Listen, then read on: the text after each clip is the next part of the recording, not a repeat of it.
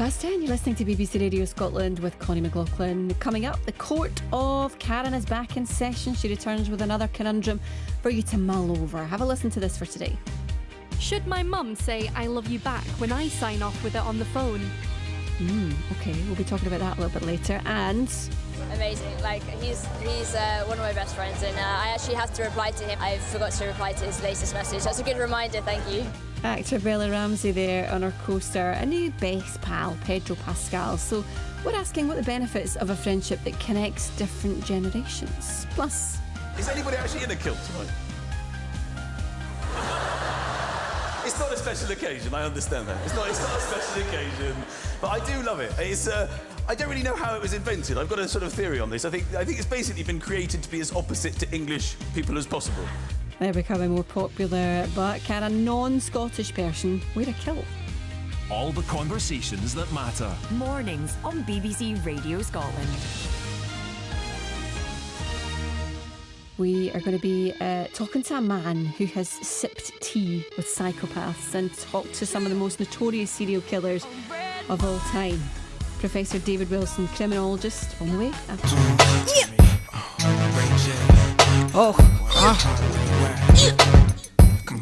Yeah. I don't think y'all ready for this one. Queensbee knockout collabo.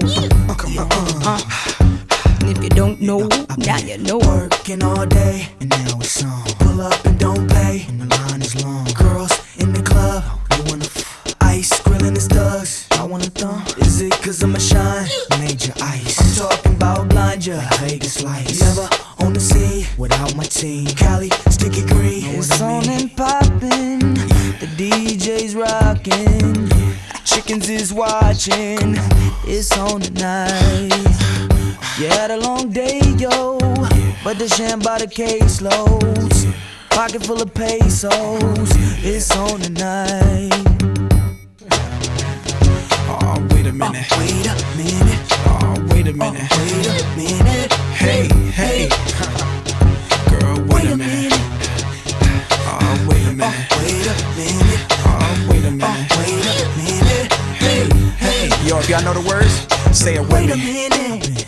Working all day, and now it's on. Pull up and don't pay, and the line is long. Girls in the club, you wanna ice, grilling his thugs. I wanna thumb. Is it cause I'm a shine? Major ice. I'm talking about blind ya, Vegas lights. Never on the scene without my team. Cali, sticky green. So much you go through, only problems know you. Let's party like we supposed to. It's on tonight. There's not a right away. You've had a tired day. Let's party the night away.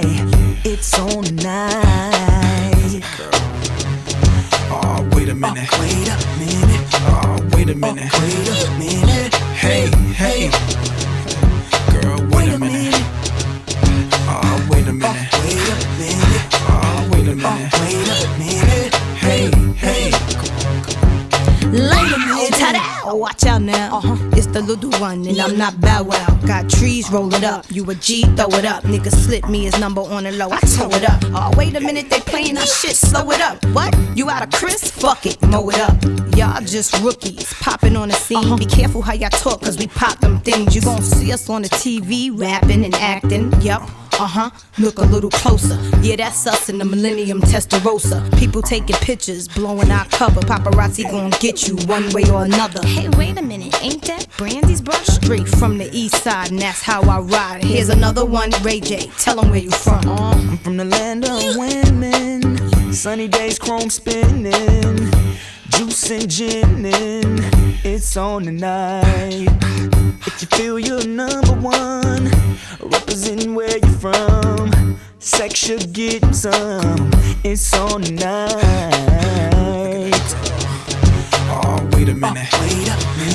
Oh, wait a minute. Oh, wait a minute. Hey, hey. Girl, wait a minute.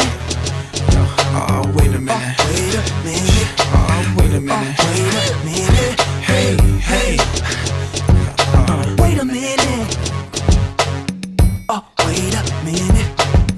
Oh, wait a minute. Hey, hey. Wait a minute.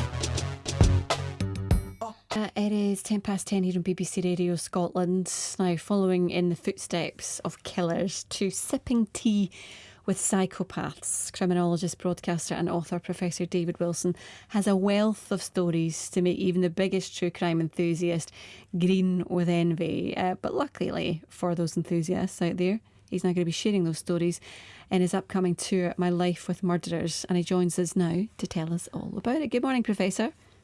Good morning, Connie, and please call me David, and I hope you are also a true crime enthusiast. I am, right, but there's something about this that sometimes doesn't sit so well, because I think that what does this say whenever we're telling stories and whenever we're going into sort of level of details, as we do, we've seen lots of, Netflix and all the rest of it, all these different sort of platforms.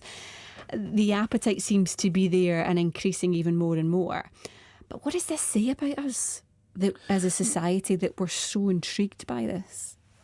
Well, we've always been intrigued by crime. If you go back to 1888, there was no less interest in the crimes committed by Jack the Ripper as there would be about the crimes committed by the Murdoch family, a recent Netflix series about crimes committed only last year. So there is a sniffiness, there is a snobbery about people being interested in true crime. But for me, I don't just think an interest in true crime is normal. I actually think it's necessary. I think it's necessary because if we understand the circumstances in which we are likely to become the victims of violent crime, we are in a better position to avoid those circumstances. And at a cultural level, because you said, why as a society? If as a society, we understand the groups that are regularly targeted, become the targets of violent crime, we can do something at the policy level to avoid those kinds of social, cultural issues. Quite clearly, for example, 2 women a week are murdered in this country by their partners or ex-partners. Now, that has something to do with masculinity. It's got something to do with misogyny. And therefore, those are the kinds of things that true crime exposes. Let's deal with some of those issues. How do we go about trying not to sort of, I suppose, glamorise these people and identify, because they're becoming even more notorious because of the change in society that we have in platforms and social media that I suppose is a little bit different to the 1800s when they might have just had newspapers to talk about it. But how do we go about ensuring that the victims are remembered in this as well? Well, that's the first point. How do we go about not glamorizing the killer? You put the victim at the heart of the story that you want to tell. And so, for example, I really disliked the Netflix series Dahmer, which was really all about the motivation of Jeffrey Dahmer. I always, in terms of the things I write, the things that I present on television, or the things that I talk about, center the victim. So that's the important thing. The other things that you were alluding to there, though, Connie, are this incredible growth in social media where people are wanting to become armchair detectives. They're wanting to center themselves into the investigation of the case. Now, clearly, we saw that there were dangers there with the recent tragic case of Nicola Bulley, in that the police become overwhelmed by that kind of armchair detective, those kinds of social media posts, which seem to undermine what the police is trying to do. My own view about that is that the police, not just that particular police force, but all police forces, including Police Scotland, have simply got to get used to that reality. It is one of the new realities that policing has to manage, that there are people with time on their hands who will want to investigate the crime for themselves. You must have met some of the most different types, and I use the word different because I guess the whole thing that separates psychopaths and people who commit crimes like this is the fact that they're so away and different from the norm than the general population, thankfully. What have you learned from the people that you've met, and what's been the thing that sort of stuck out most in your mind about the way they are? Okay, so the first, that you were right to kind of give some of those qualifiers, I think, Connie, because one of the things that I've often said is that murder is a very diverse phenomenon. I've met some murderers who committed their crime in what I've often described as 5 minutes of madness.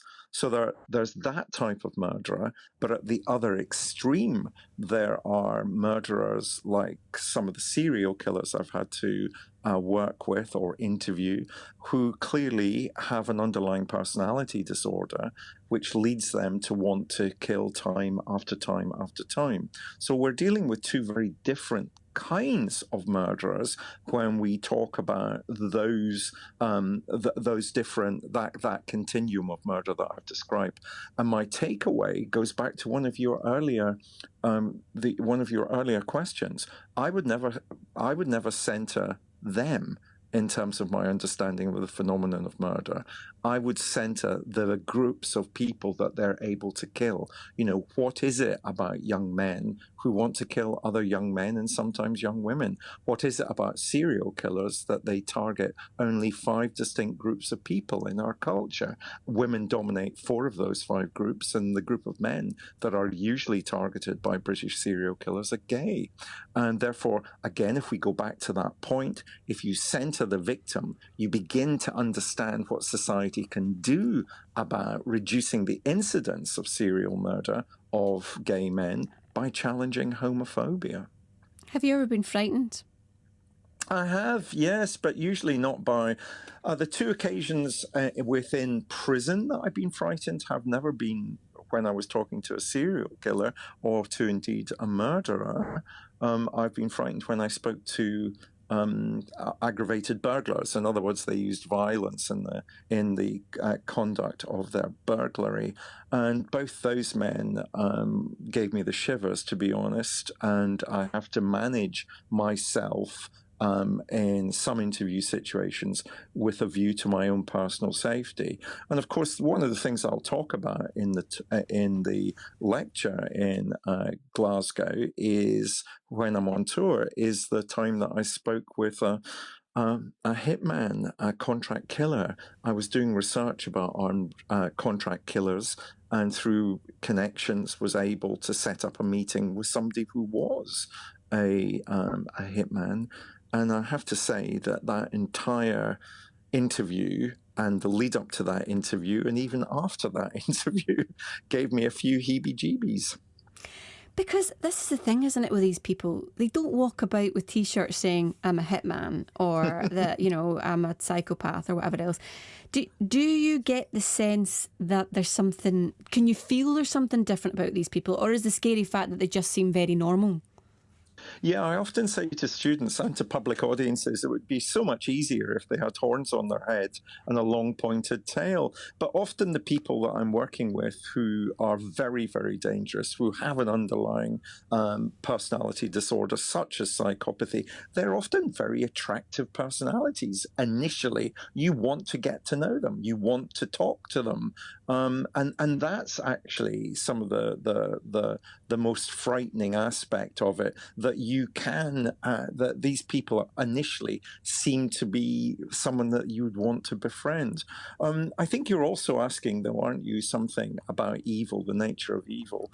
I have met people who quite clearly are evil, and I understand that when I'm talking to them, I am in the presence of somebody who has evil. I mean that in a secular way. I'm not necessarily in a religious way. But and the thing I think I've shared once or twice in my writing is there's often a distinct smell when I'm in their company. There is a real sulfuric smell about them, and I have no understanding of why that should be the case. But it's often my sense of smell that I first gives me an alert that something is not right about the person that I'm speaking with. That is phenomenal. And is that something that tends to be more towards people who are serial killers, or what do you put that down to? I think it's got a range of things that's connected to it. I have tried to think it through myself, and I think it is about firstly, sometimes the smell will be as a consequence of they don't look after themselves, that there is something about their hygiene. But there's much more going on than that. And it is something which I find otherworldly about them, and then when they talk, I realize that our otherworldliness is also about their behavior. It becomes quite clear once one overcomes the sense of the smell. It becomes quite clear in terms of what they say. They're batting on a completely different moral wicket from the one that you and I would bat on. Yeah, that's what I was going to ask about. What do you mean by that? But they're just, completely not on the same page as the sort of normal day-to-day person. I would assume. And often that's about their narcissism. It's about their sense of being wanting attention. It's often about their lack of empathy. It's often about the fact that they can't walk in the shoes of their victims, and that comes across very, very quickly in some of the questions that one would put to them and how they are reacting to the crimes that they've been convicted of. We could talk about this for a very long time, right? I could talk about this for an hour or so, because I find this so fascinating, because it's more of the...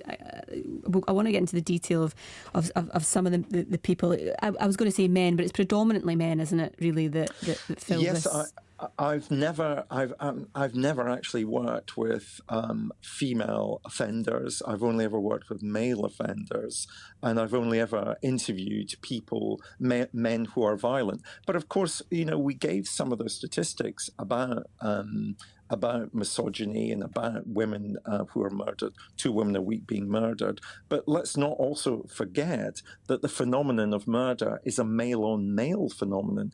Something like 93% of all murderers in this country are men, and 3 out of 4 of their victims will also be men. So this is a male phenomenon, and it's about understanding, that kind of masculinity and how masculinity is performed that often is one of the takeaways from my discussions with them.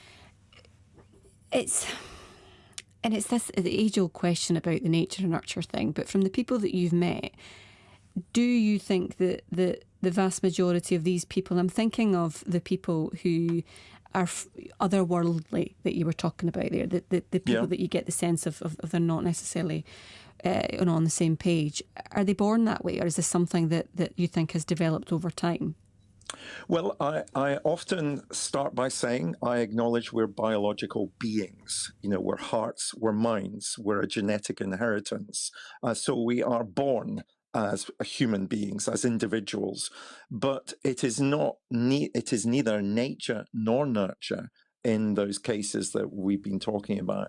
It's a messy combination of the two that's unique to that particular individual. So I think we can overcome some of our biological inheritance in terms of the circumstances in which we're brought up, in terms of the relationships that we form with our parents, with our siblings, with our peers. So we can overcome that biological inheritance, but all too often, the people that I've been working with start with a particular deck of cards, which comes from a long line of genetic inheritance. Just a final point then. Out of the people that you've met, what is the sort of story that really sticks out in your mind that you think about when you go to sleep at night? Well, I don't necessarily think about any of those stories when I go to sleep at night. I'm very good. I have to have been very good at compartmentalizing. And again, because I will talk about one particular story for you, Connie, but my intention is never to center those stories. I like to talk about the stories of the victims. Yeah. But I do remember a Scottish serial killer, Dennis Nielsen, that I had a great deal to do with, and who maintained a correspondence with me for all of his life. And I remember in one particular prison interview, at the end of the interview, he reached over the desk that was separating us. When I had finished the interview, he reached over and put his hand on my hand and said, and looked me in the eye and said, "Do you have to go?" And I knew that he knew that I would have known that that was the phrase that he used prior to killing some of his victims. And I took away from that exchange how I couldn't really trust anything at all that Dennis Nielsen had ever told me. I learned from Dennis Nielsen that it's impossible to base an understanding of serial murder on what it is a serial killer might say. And that's why we always have to prioritize who it is that is the victim of serial murder as opposed to the serial killer. Oh, it gives me a little bit of the chills even thinking about that. Fascinating insight there. Thank you so much for your time, Professor David Wilson, criminologist, author and broadcaster. It is 10:25. Breaking the news. Scotland's topical panel show with Des Clark. Do you make an effort to appreciate nature? So when growing up, I was growing up in like Malawi and Kenya. The big five were like lions and giraffes and rhinos. Here, I guess the big five are squirrels, foxes, and, you know, Hindus. Breaking the news. It's good to be modest, and every time I meet a Shatterer and they may say like, "Oh, I heard you on Breaking the News," and I'm like, "I'm sorry about that." Listen to the latest episode now on BBC Sounds. And catch the next programme Friday from 1:30 on BBC Radio Scotland. You're listening to Mornings with me, Connie McLaughlin, on BBC Radio Scotland. That was really insightful, wasn't it, from David Wilson? And especially, I was going to say, especially if you're a fan of true crime, but I think just even from a human perspective, just hearing how different and also how normal these people can be and can be walking about in day-to-day life. It's fascinating stuff. All right, coming up a little bit later in the programme. Amazing. Like, he's one of my best friends, and I actually have to reply to him. I forgot to reply to his latest message. That's a good reminder, thank you. That was actor Bella Ramsey there and her co-star, a new best pal, Pedro Pascal. So we're asking, what are the benefits of a friendship that connects different generations? Plus, the court is back in session, and as always, you are the jury. So what do you think about this? Should my mum say I love you back when I sign off with it on the phone? That's the Court of Karen today. You can let me know what you think, 80295. And... Are you wearing underwear under that kilt? What? Yeah, of course I'm wearing underwear. Ah, no. You shouldn't wear underwear under that kilt. A real man doesn't wear shoes. We're asking, should a non-Scot ever wear a kilt? Got something to say? Text 80295. Standard message rates apply. Mornings on BBC Radio Scotland. Court of Karen is coming up next. A couple of texts, actually. We were talking about independence this morning and whether or not it's something that you would like to see in the next 5 years. All three of the candidates last night in the TV debate says it was. Bob on Facebook says, did anyone really think of the current candidates are capable of negotiating a deal? You can let us know what you think. You can keep the thoughts coming in. 80295 is the way to get in touch. I'll read more after this from Sister Sledge. Cash money, bad boy, baby. Yeah. Let's go. Pretty lady gon' do that dance. Pretty lady gon' do that dance. Come on, let's go. Sexy mama gon' do that dance. Sexy mama gon' do that dance. Come on, make it move for me, baby. Come on, like that. Make it jiggle for me, baby. Come on, like that. Touch it down to the floor. Come on, like that. Pick it up and let's go. Let's go. Yeah, I walk through the club with my Prada on. Valet took the keys 'cause the car so strong. 24's cool, mommy no tools. Ballers come through the side door with their crew. I went left and Puff went dry. Plus we had on all that eyes. I had a ball chick, he had one too. I had a mick on, she had one too. Hey, Birdman, hold up. What's up, man? I'll let your boy, baby. You see them ladies over there? Yeah. Them ladies singing that thing. Ladies sing. Yeah, I like that there. But finish what you were saying. I bought the ball out, so he bought the ball too. It ain't nothing to a baller, man. We do what we do. That's right. Pimp game, wear big rings. Birdman, the drive a red range. Let's go. Pretty lady gon' do that dance. Pretty lady gon' do that dance. Come on, let's go. Sexy mama gon' do that dance. Sexy mama gon' do that dance. Come on now. Pretty lady gon' do that dance. Pretty lady gon' do that dance. Come on, let's go. Sexy mama gon' do that dance. Sexy mama gon' do that dance. Come on, make it move for me, baby. Come on, like that. Make it jiggle for me, baby. Come on, like that. Touch it down to the floor. Come on, like that. Pick it up and let's go. Come on, like that. Make it move for me, baby. Come on, like that. Make it jiggle for me, baby. Come on, like that. Touch it down to the floor. Come on, come on. Call me Diddy. Peace out. Now shake your facts. watch yourself. Come on, show me what you working with. Twerk that thing. Bounce like that, girl, work that thing. Make a nigga wanna hurt that thing. Stop frontin', ma, do that dance. Make your knees touch your elbows and do that there. What you got there? Bend over, show that tattoo right there. Just shake, shake, shake, shake, break it, break. Now look at your mama. Hot shot, I see from behind you. She's all that. Baby, you're a designer. With a coach bag and a scarf around it. With a coach hat. Let's back it up, slap it up. Let me turn it up. Till you steam and you scream, I'm burning up. On the scene, I seen her doing the butt. Keep doing what you're doing to her. Let's go.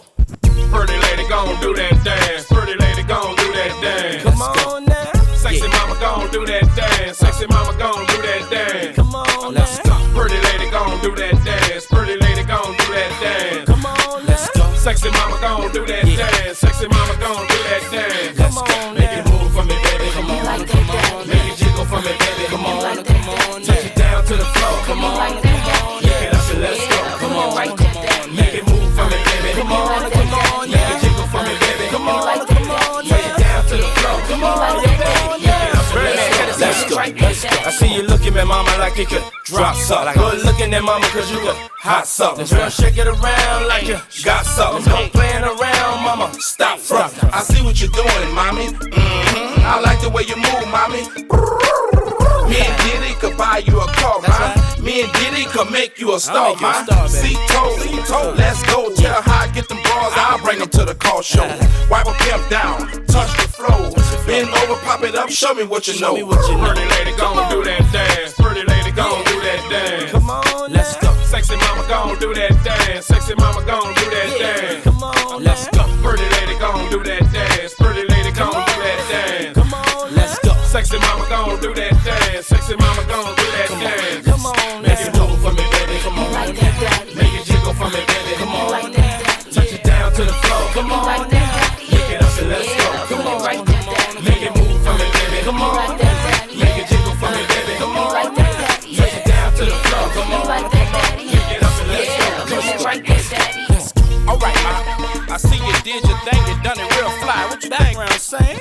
Oh yeah, wipe a pimp down, mom. You understand? This is Bird Beezy, baby. Man, Freezy, baby. P. Deezy, baby. With my homeboy Jazzy Feezy, baby. Bird car. I like this. I like this. I like this. Cash Money, Bad Boy, collaboration. Get money, make money, take money. Birdman. It's 10:30. All rise. Time for another conundrum from our judgmental friend of the show, Karen McKenzie. Every week we deal with one of life's minor irritations, a situation guaranteed to grind your gears or rip your knitting. Karen always has an opinion, but of course you are the jury and the verdict is up to you. Morning, Karen.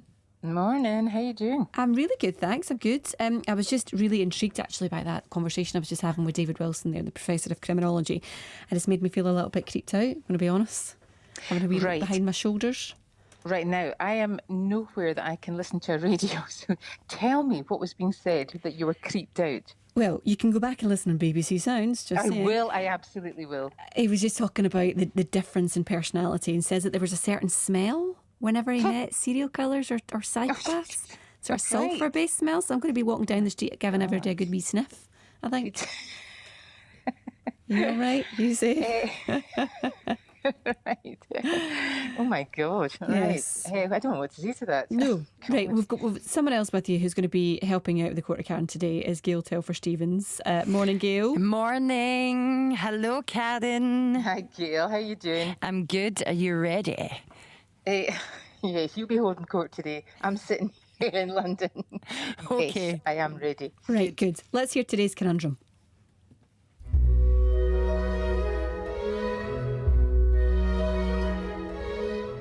I call my mum 2 or 3 times a day whenever I'm driving home or have a spare minute, really. When signing off, I always say, I love you, bye. She simply just says bye. This leaves me feeling really cold and unloved. Am I right to feel hurt?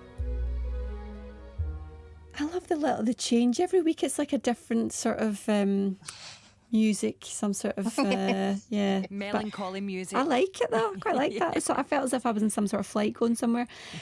Right, Karen, what say you? I don't know what this woman's problem is. First of all, I have absolutely no idea why you'd be calling somebody 2 or 3 times a day, right? That's on the verge of stalking. That's not good. I mean, who's that about? Who's that for? It's like she's driving, she's got a spare minute. I'm bored, actually, I'll just phone. That's exactly it. That's what I do. I do that easily. And no wonder the woman's like, for God's sake, well, she's not saying that, but she might be saying, she's on the phone again. I mean, in terms of, I have to say, I tell my children that I love them a lot, but it's kind of like, at the end of a phone conversation it is, if they didn't say it back, I certainly wouldn't be, but, oh my God, I feel cold and unloved. That's nuts. It's nuts.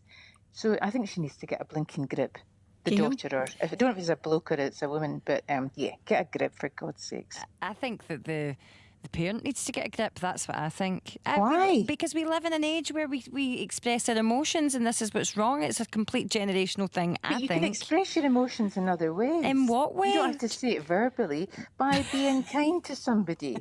You don't need to actually say, I love you. See, I have this problem with my mother as well, and I do call her 2, 3, 4 times a day just to talk rubbish. You're right, Karen, about that. Seriously? Yeah, absolutely. I mean, why wouldn't she want to know my every move? She want, I disturb Tipping Point. I disturb all the programmes just to talk about what I want to talk about. But I always say I love you, and she never says it back. And I think she's out of order. What about you then? Yeah, It does about her, it's totally touching a nerve. I think she's out of order. Absolutely out of order. You were spoken to her about it? Yeah, this morning when I was on my way here.